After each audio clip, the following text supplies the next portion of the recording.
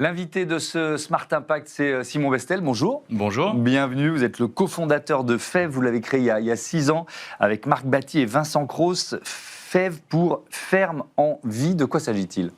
Ferme en Vie est une société de l'économie sociale et solidaire dont l'objectif est d'installer des jeunes agriculteurs sur des exploitations qu'on va financer pour les aider à reprendre ces fermes et à effectuer une transition de l'agriculture vers des modèles plus résilients, plus robustes, plus sains pour à la fois l'environnement et la santé. Alors, pourquoi vous l'avez créé il y a 6 ans et pourquoi le choix de l'économie sociale et solidaire ? L'idée initiale était vraiment d'aider l'agriculture à effectuer cette transition. On avait tous des convictions à la fois écologiques et le souhait, parce qu'on connaissait bien le milieu agricole, le souhait de pouvoir aider les agriculteurs. Donc on s'est dit que le meilleur moyen, c'était d'aider les jeunes à pouvoir s'installer. Et donc très naturellement, on s'est orienté vers l'économie sociale et solidaire parce que c'était l'objet en fait de cette société. Oui, il s'agissait pas forcément de faire de l'argent, non, vraiment, c'était d'avoir de l'impact et d'aider la conversion ou la reconversion de l'agriculture. Et alors, quelles difficultés, quels écueils rencontrés par les agriculteurs vous cherchez à résoudre et comment ?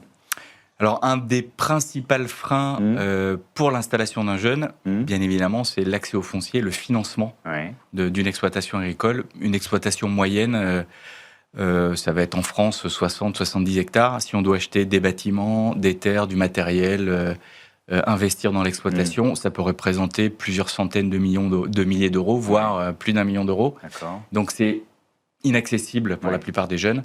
Donc FEV va intervenir pour aider le financement sur le foncier, ainsi faciliter le démarrage de l'activité. Et alors comment ça marche ? Alors en fait, on collecte de l'épargne auprès de particuliers et d'institutionnels, et cette épargne va ensuite permettre d'acheter des fermes qu'on aura nous évaluées, qu'on va ensuite louer à l'agriculteur qui s'installe avec une option d'achat. C'est-à-dire qu'il n'aura pas à rembourser le capital de l'exploitation, il va juste être en location. Et le jour où il le souhaite, s'il est prêt, s'il en a envie, il pourra quand même racheter l'exploitation sur laquelle il est installé. Alors, on va regarder à la fois le profil type je ne sais pas s'il y en a d'ailleurs, des agriculteurs, et puis peut-être aussi de celles et ceux qui participent, des épargnants d'abord, les agriculteurs jeunes, agriculteurs, ça c'est le principe de base. Plutôt, Quand on dit jeune, ça veut dire quoi d'ailleurs ? Alors la définition de jeune en agriculture, ça va loin, c'est en général une quarantaine d'années. D'accord. Jusqu'à 40 ans, on est considéré comme jeune. Nous, il nous arrive d'installer des gens de plus de 40 ans quand même. Après, effectivement, majoritairement, c'est une trentaine d'années ou un peu moins. Il faut quand même un minimum d'expérience parce que reprendre une exploitation agricole, c'est un rôle de chef d'entreprise, donc il faut avoir un certain bagage, on va dire. Et c'est aujourd'hui assez divers en termes de profil. On a à la fois des gens qui sont issus du milieu agricole, des gens qui sont en périphérie du milieu agricole, qui travaillent dans des coopératives, des chambres d'agriculture et qui souhaitent s'installer, un peu passer le pas. Et puis des gens qui ne sont pas du tout issus du milieu, qui ont vraiment un coup de cœur pour l'agriculture. Là, on est très attentif quand même à ce qu'ils aient une expérience significative sur des fermes pour être sûr que c'est fait pour eux, parce que c'est pas un métier simple. Oui, parce qu'on peut un peu fantasmer le métier d'agriculteur. Surtout post-Covid, on avait beaucoup de gens qui rêvaient du retour à la nature, mais voilà, c'est pas juste ça, l'agriculture. C'est vraiment, il y a des contraintes qu'il faut assumer.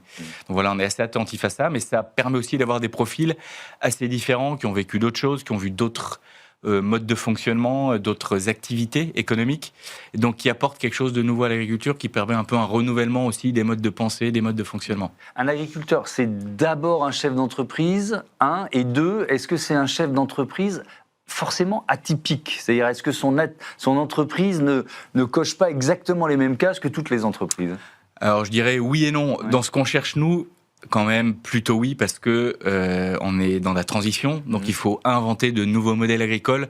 Donc on va quand même rechercher des profils qui ont cette appétence pour faire différemment, chercher la nouveauté, ne pas faire comme les voisins, parce qu'il y a quand même aujourd'hui une grosse pression sociale en agriculture.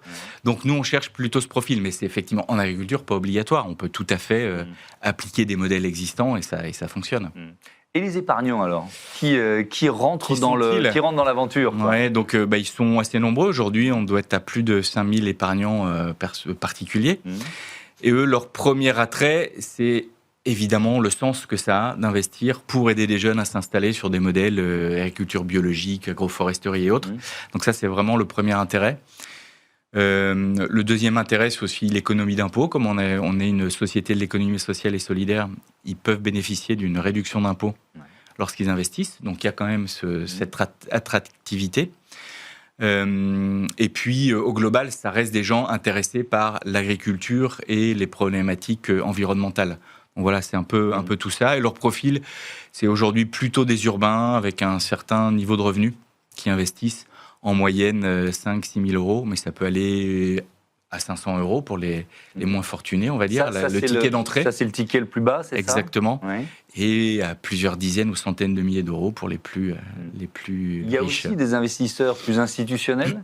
Oui, tout à fait. On est accompagné, par exemple, par la Banque des Territoires ou le Fonds Impact Mirovin.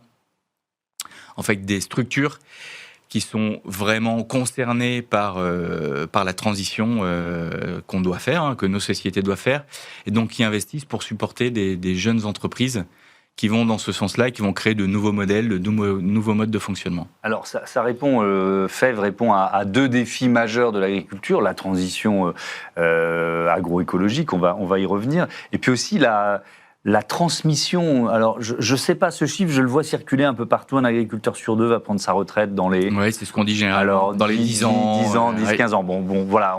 En tout cas, on est dans cette épure-là.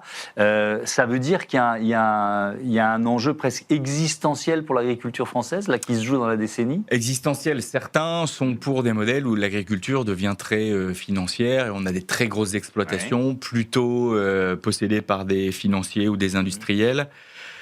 Et donc, avec des modèles départ à la retraite pour faire grandir les exploitations. Exactement. Effectivement, il y a des pays où les exploitations sont beaucoup plus grandes qu'en France. On est plutôt dans une moyenne avec des exploitations relativement petites. Ouais. Mais c'est assez contradictoire avec un modèle agroécologique, c'est-à-dire pour faire de l'agroécologie, avoir, on va dire, des pratiques qui sont assez vertueuses d'un point de vue environnemental.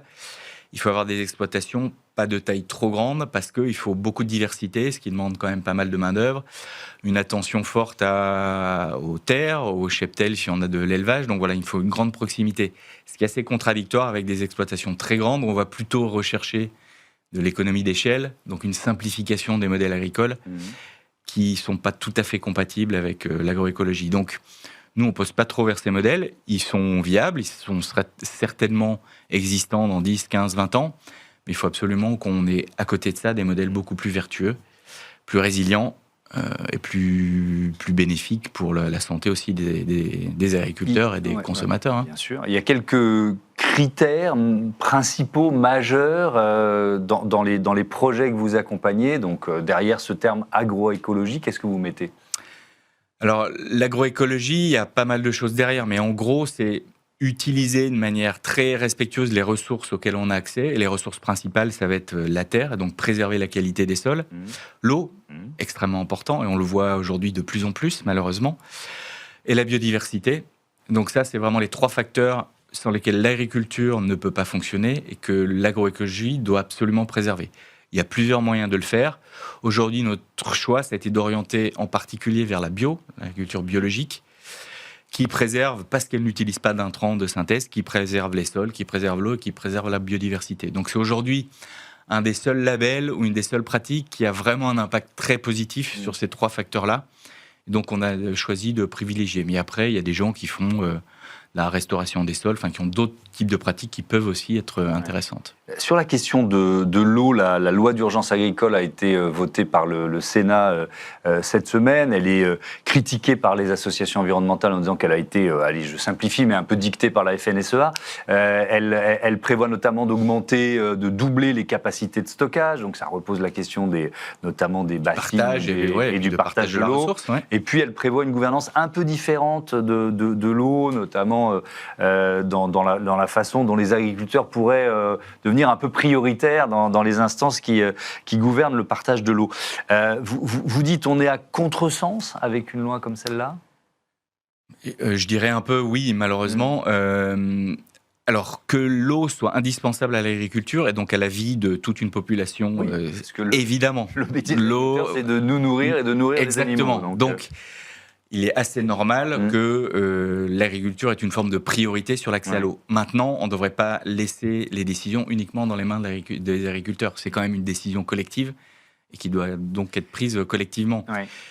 Est-ce que, je reviens sur le terme méga-bassine qui est devenu une sorte de gros mot. Est-ce que c'est pas une erreur finalement? Parce que le cycle de l'eau s'est transformé, il faut quand même aussi pouvoir récupérer par exemple l'eau de pluie quand elle tombe massivement à d'autres périodes de l'année pour pouvoir peut-être l'utiliser l'été quand on n'en a plus, quoi. Bah, tout à fait, donc après c'est sous quelle forme on le fait. Effectivement, on se dit aujourd'hui on perd les glaciers dans les montagnes qui étaient une réserve d'eau douce pour l'été. Aujourd'hui on perd ça, donc recréer des réserves d'une manière ou d'une autre et pas une mauvaise idée. Après, il faut pas faire que ça, et il faut pas considérer que ça répondra à tous les problèmes. Il faut avant tout consommer moins d'eau, restaurer nos sols pour que l'eau reste dans les sols et reparte pas à la mer. Et après, oui, on peut également aussi prévoir des rétentions d'eau sous forme de bassines ou directement dans les nappes phréatiques pour faire que l'eau aille moins vite vers les mers. Mais donc c'est en fait une multitude de solutions qu'il faudra avoir. Il faut surtout pas laisser penser que les méga-bassines seront la solution magique. Ce ne sera pas le cas. Merci beaucoup, Simon Bestallet. À bientôt sur Be Smart for Change. On passe tout de suite à notre débat, le financement de l'économie sociale et solidaire au programme.